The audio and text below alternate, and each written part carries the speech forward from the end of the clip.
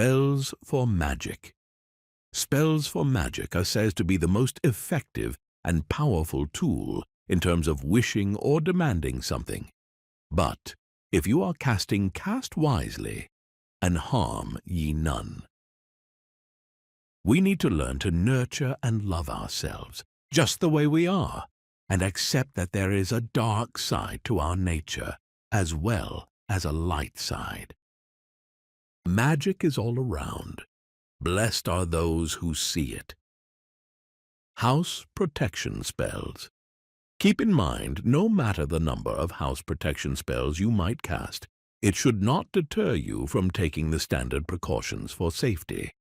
Keep your doors and windows locked at night, and have a neighbor watch your home if you are going to be away for more than a couple of days. Ouija board. Many people who reckon they are manipulating spiritual things are really being manipulated themselves. Truth is the silent presence from whence comes strength and courage and wisdom. You can never lose who you truly are.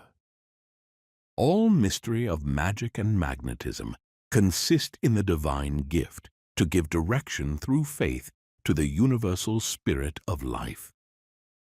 Let your actions and your ideas swell the tide of intent that can sweep over the earth within the upcoming years and convey much-needed healing.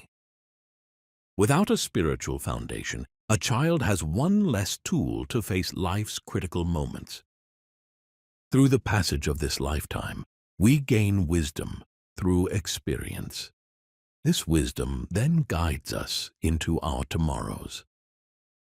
If you should follow one of the old earth religions, you realize that associating with nature can convey peace to unpleasant life. I wish you well and merry part.